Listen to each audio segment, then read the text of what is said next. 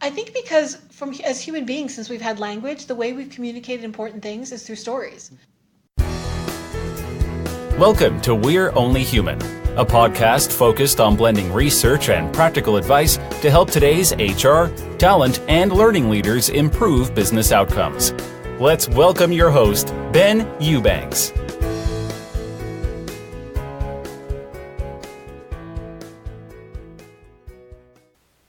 Hey everybody, welcome to the show. This is Ben Eubanks, your host, and today I am thrilled to be with you. This week has me traveling and speaking at a few events, and on top of that, I'm working through the last chapter of the book, which has been a very interesting process.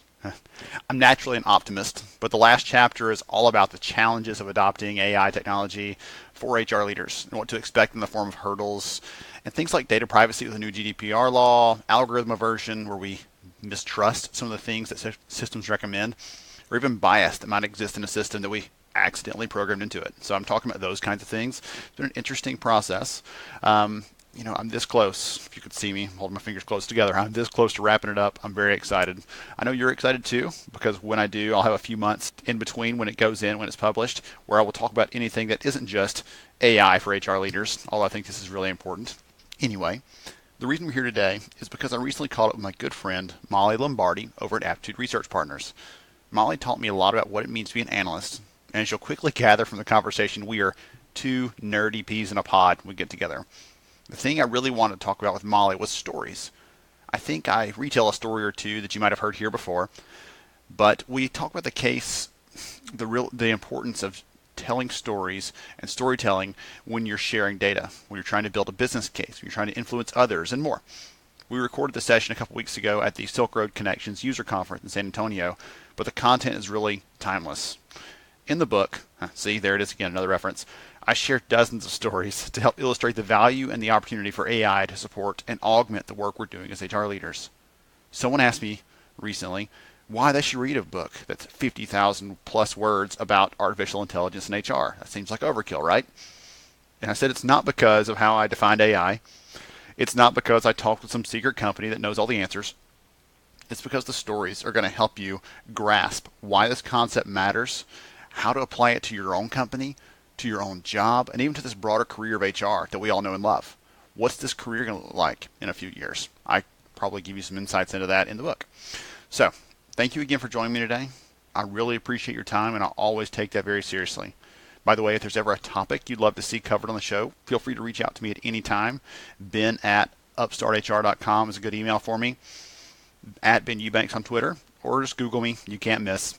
I've been getting great feedback from people recently, new listeners, people really enjoying some of the recent episodes. This thing is rolling, and I appreciate each and every one of you that tunes in to listen to the episodes every week. Now, on with the show. Hey everybody, this is Ben Eubanks, host of We're Only Human, and today I'm joined by a good friend, a colleague. And a family member, whatever else I want to call her, label her, she'd take it. Mollie Lombardi. Welcome, Mollie. Thanks so much, Ben. So happy to be here with you in person. I know, that is uncommon. We're both here in San Antonio for the Silk Road Connections Conference. San Antonio. Yep, absolutely. Loving the humidity and heat and everything else. Yes, I had to have a wardrobe change today because I was still dressed for winter in New England, not springtime in Texas. So I was wearing my black and white tweed jacket this morning. It just really didn't cut it here in Texas. So oh, goodness gracious. A wardrobe change. Well, cool. So again, so good to see you in person. We actually had some time to catch up last night. That was fun. Lovely. And we're both presenting a couple times at the event where they're keeping us busy. Tell me about the stuff you're covering. Sure. So I'm talking here about 3 journeys. I'm talking about the journey from candidate to employee, which I think is a pretty traditional way we think about onboarding and things like that. But then I'm also talking about the journey from potential to performance, which is sort of a look at how we as managers and leaders can take our own journey from our own potential to performance, but also how we coach that out of our team members and help take them from potential to performance. And then the last one is about the journey from a job to a career. And we're going to talk a lot about mobility and how you help yourself, but also your teams see how they can not just have a job with your organization, but really grow and spread their wings and move through your organization, not just up, but around, and help people retain talent through that journey. So. Excellent. So running the full gamut pretty much of everything you can run across.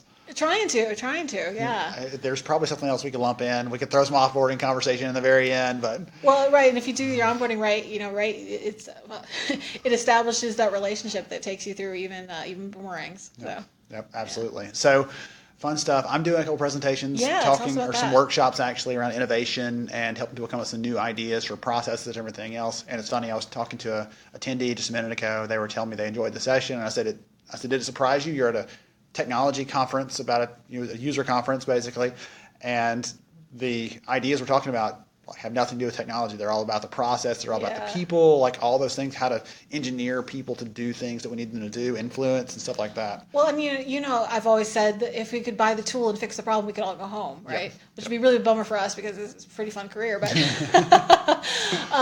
somebody actually, I read something the other day. Somebody said technology is culture. And was it technology or systems? Systems are culture. Because if you think about it, if you really are living your culture, your system should reinforce that. If you say, we're a learning organization, but you have a green screen LMS interface, right? We're dating myself with a green screen reference, but do you really care about it? Yeah. If you say, really, really believe in development, but you don't let people have time to develop themselves, and you don't have the systems in place to support it, do you really have a learning culture? That's one of the things I wrote about a couple of years ago. I wrote this kind of, it's a culture manifesto basically, organizational culture, and it was about, if you want to change your culture, you have to change the fundamental things you're doing, especially as HR leaders. We have the opportunity because who you're hiring, how you're hiring them, how you're moving them, developing them, as we talked about a minute ago, how you're moving them through the organization or out if they're not a fit, all those things wrap in. Well, and I think it's so interesting because I've had the debate many times, can you actually shape culture or can you only shape behavior? And I would argue that culture is a little bit like bacterial culture, right? You can deduce that it's there, and you can either decide that it's good and so you create the conditions for it to continue to thrive, or you got to kill it. And I think the only way you kill it is by hiring differently, rewarding for different behaviors. And so I would argue, and I'd be curious to hear your opinion, but that you can't actually change culture. You can change the behaviors and the actors upon that, but the culture will either thrive or be denied oxygen. And that's the choice you have. It's going to reflect the people you have. So if you have the wrong people, it's going to reflect that. And again, it's hard to say. One of the things about culture is like you want to create a good quote unquote culture, but it's different for everybody. But good for what? Right. Different for everybody. If you're in a manufacturing company, it's a different look than if you're in retail or whatever else. And that's okay. I always say too about engagement and culture, it doesn't have to attract everybody, it has to attract the people you need. Right? That's one of the things. Actually, when I was years ago recruiting, we put videos out on our Facebook. Put videos out on our Facebook channel with different things about us, and my focus was I want the people that are interested in this to say that's the company for me. I want people that were like, that's kind of weird or strange or different. I'm like, please self-select out before you apply. That helps us. So I have a story for you, which will get us into the topic we wanted to talk about, which is a great company, Regeneron, who I did a couple of case studies with over the years. And they were a biopharma tech company, and their recruiting brand was basically, you're not smart enough to work here. Because they needed really cutting edge thinkers. And so the way they attract, when they talked to their people who were really cutting edge, they basically were like, well, no one's smart enough to work with us. And so you had to be cocky enough and smart enough to be like, you don't think I'm smart enough to work there? I'm going to come work there and show everybody. And I thought that was brilliant, right? Because a lot of people would look at that and be turned off, but the type of people they needed would be like, oh, yeah, I'm in. Yeah, like I've got the cred. I can show you what I can do. You say I can't do it, let me show you I'll do it twice on Sunday. Yeah, I'll do it twice as hard just to prove that I can. Exactly. Interesting. Yeah. What was the name of that company? Regeneron. I think they've been bought now, but. I'll have to go try to dig some of that stuff up because that's interesting. I love that idea. They had a great leader who was really, really good at this and really had diagnosed their culture. He didn't invent it. He diagnosed their culture, and he brought the oxygen to the parts of it that were moving them forward. So. Very intriguing. So you alluded to it a little bit. Yes. One of the things we want to talk about a little bit, we've had a couple personal conversations about it. It's one of those things, we're speaking a lot. Yes. And it's not... And rapidly. Rapidly. It's not all just a bunch of facts and figures. There's data in there for sure. Right. But a lot of it comes down to the stories we tell, whether it's a story about a company, you just shared one, or a story about a personal event or something else. And so I wanted to take a minute and share just a random handful of stories, if that's okay with you. Absolutely. Just to talk about stories about stories. We have stories about everything, but just talk about that because I'll let you explain this before I comment, but why is storytelling like a competency that someone needs to succeed? I think because as human beings, since we've had language, the way we've communicated important things is through stories, mythology, and teaches morality and rules, and the biblical stories, and the way we've passed along information for generations, for millennia, has been through stories. The really important stuff gets a story. And I think it's part of who we are as human beings. And so it also personalizes it, because the data is great. You and I both love data. Nothing makes us happier than a new data set, because we're weird like that. But there's the data, which people take comfort in saying, okay, a bunch of people agree with me or think this is the right thing to do. But then what does it feel like? Because we're human beings, right? And data, we can see all the data we want and believe in the data and have personal experience that the data works, but we don't always believe it. I've been using the example of, I know I feel better when I get up and work out and eat well, but it's really hard to do, and I don't do it most days. So even in the face of data, it's really hard to learn our lessons, and I think that's where the stories come in and help people see what it actually feels like and what it actually is going to be like. Absolutely. So let me tell you, I'll tell a quick story that I told this morning. Excellent. To kind of open it up and to get people thinking in the right direction. Again, we didn't plan these stories No, all over the random. place. So last year, this event called SourceCon, they bring all the best recruiters and sourcers together to put together all their hacks and ideas on how to be great at finding the talent nobody else can find. So all these mad scientists of recruiting. Well, they have a competition called the Grand Master Competition, very grandiose title. And talk about branding, right? I know, absolutely. And so they'll hold this competition, and last year they actually had an algorithm competing against the people for the first time. Oh, and so what you do is you download 5,000 blinded resumes. You download 3 job descriptions. These were actual jobs that were filled in an actual company, and these are the people that applied. Again, they've been anonymized. And you get points for every candidate you pick that was interviewed and hired. Wow. So you got to pick from those 5,000 plus resumes and find those right ones that were interviewed and hired for the jobs. Wow. So spoiler alert, I'll tell you the ending. The human won. Yeah. Kind of Randy Morrow beat the algorithm. Beat the machine. Came in first place. A pair of people came in second. The algorithm came in third, and anybody else was after that. Yeah.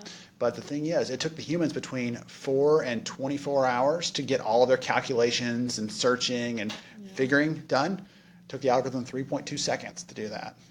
And So which is more valuable? So the moral of the story there was that human ingenuity, that when you go back and read his account of how Randy beat the algorithm, he talks about how he used his instinct a little bit, how he used some of the tools and tricks and everything else he's learned. That creativity is what's going to help set us apart.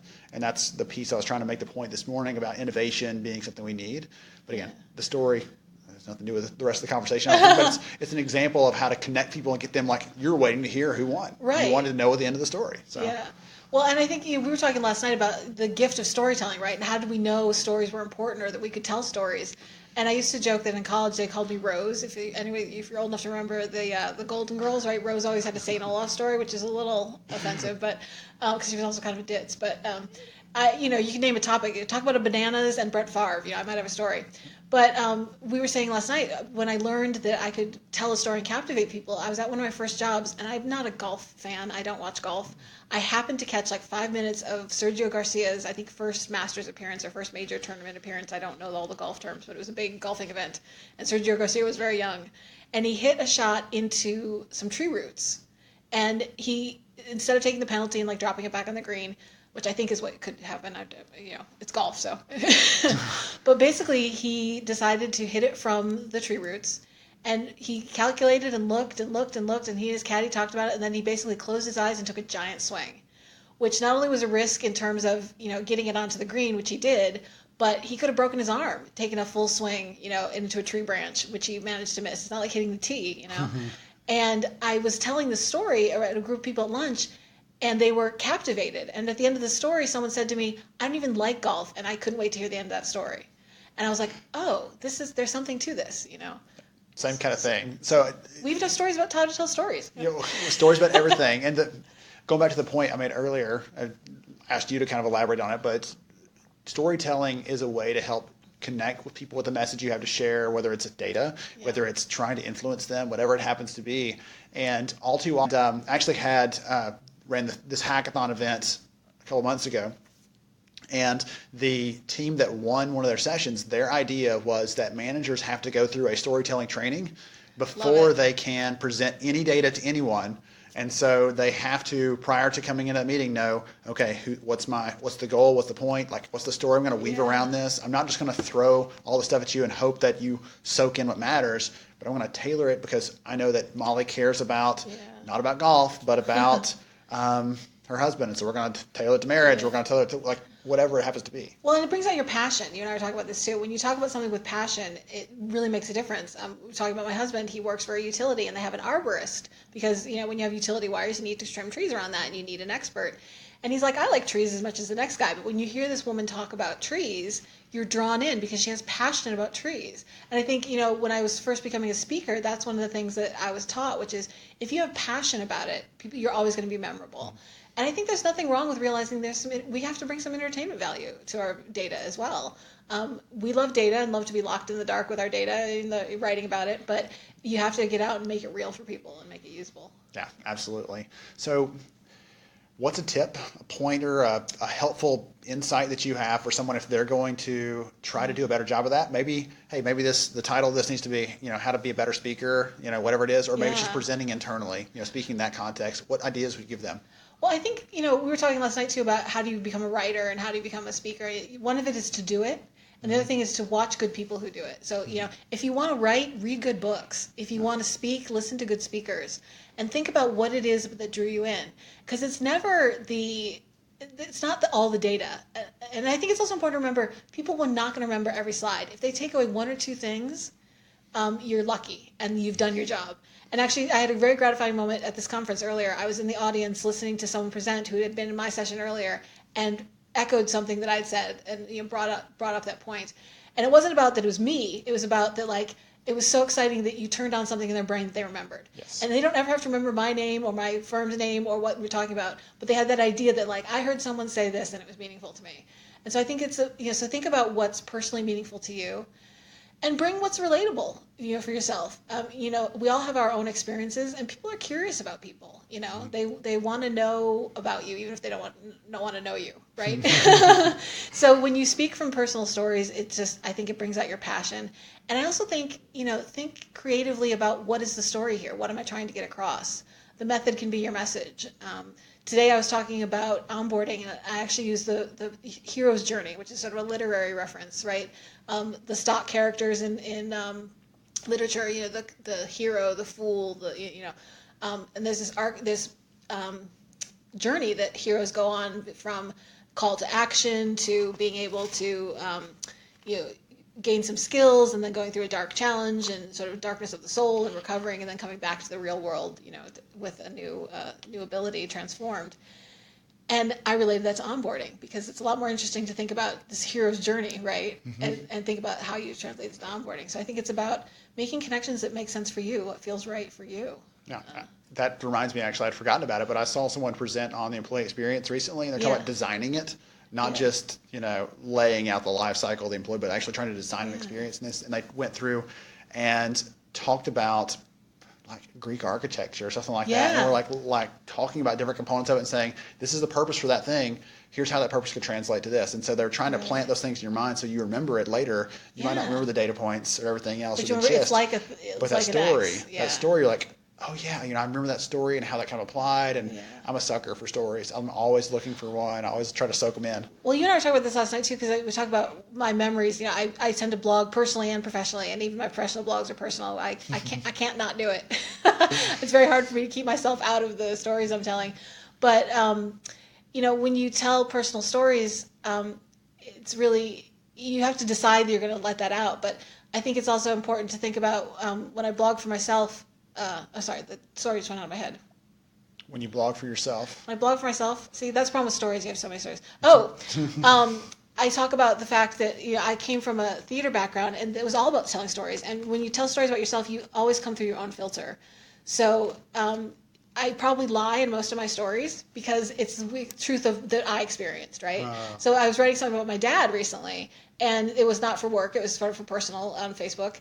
But I knew, you know, professional people see it, so I tried to make it clean. But the idea of some of those things that I wrote about probably aren't precisely true, but they are the truth that I remember or the stories that I was told. perspective. And my perspective. And I think that's also important to bring to it too, right? So you're always going to come through your own filter, which people can find interesting. And I think you have to acknowledge that it is your own filter, but that's what makes it special. That's what makes it you. And what makes it emotional too. I think that's we tend to not think about emotion in business, but I think the emotional connection is still really important, even if it's data driven. Well, because that goes back to the passion point you made earlier. When you're passionate about something, when you're sharing about that, and they can sense it. Yeah. When you're going through that routine, and they can tell that you've already talked about this once or twice or 100 times, and I mean, even you, like, you're sharing this presentation again that you've already shared other times. Yeah. But when you're passionate about it, it cuts through some of that, and they can tell, they can feel that, and they want to be excited about it too. Again, it's one of those weird things. It's hard to just turn on, but if you can get the right. You have to click the right way. You can get people really excited about the topic that you're sharing. And I think it's also, for me, it's easier for me to remember if there's a story. So some of it's a trick for us. We want you to remember, but if I had to remember all the data points, it's like, oh, geez, it's pretty hard to remember dry data points. But if I can string a story together for myself, right, then it's like, oh, I can remember. Because I'm not I can't use notes when I present. I have to have it in my bones. Yeah. And as much as I have a theater background, I was never on stage because that just terrified me. Speaking other people's words is very difficult for me. But I can go up and talk about something I know with no problem. And I think that's why, for me, the stories are helpful, because to get it in my bones, I need the stories to remember, what I'm going to talk about next. So I've got an example of when I did that, actually. Yeah. So 2 years ago, I presented at the HR Tech conference. Steve, the conference chair, had asked me to do the Ideas and Innovators 5-minute Ignite style session where 5 minutes long. 20 slides auto advance. 20 slides. They auto advance every 15 seconds. And so you have to be very, very tight on your time. You have to know your stuff. And so I wanted to make the point that the contingent workforce is growing as a portion of the population, but not just people are losing all their jobs, but they're doing it in addition to their jobs. And I had some data and charts and everything else to throw in there. I even had a joke to throw in there to make it, to connect everybody in. The problem was I didn't like to think about, they've got to have time to laugh and I've got to recover and get them going. And I lost half my time on that slide. But I felt so rushed. If you go back and listen to it, it sounds like it was going so fast you couldn't understand some of the stuff I was saying. And last year I did it again. And instead I said, I have a story that I'm going to tell about this personal experience. I'm going to weave through these 3 main points, but I'm not in any rush, and I'll have a couple visual cues on the slides, but there's no words at all really on the slides. It's very, very open, and it felt better. It felt smoother. Was brilliant. I was there. And I enjoyed it much more delivering it. Yeah. And so that's one of those things. That format's hard. Yes. But that helped to make it. And that's the advice I give everybody. I had a friend that had to do it the first time in November last year, and she was terrified. I'm like, tell your story. Use the slide just as kind of a cue for how much time you have left, but don't make them the focal point, because they want to hear you tell the story anyway. And that was sort of, I'm between year 1 and year 2, because when you did your beautiful year 2, I was right before you doing my year 1 with my nerves. But I think I was partway there, right? Because I had stories and I had slides that didn't have words, so if they advanced, it would be okay. But I think I wasn't as comfortable as I needed to be. And I don't know if this was personal or because of the time format, because I can talk for an hour really easily. One slide, for 5 minutes, you're good. My intro is 5 minutes. Yeah. It's a good story, my intro. But and that's actually another trick that I learned from speaking as well. Someone told me, have your first 2 minutes the same no matter what you're talking about, your introduction of yourself, because it gives you that breathing moment to tell the story you know really, really well, get settled in, let the nerves sort of dissipate, and then talk about the new content.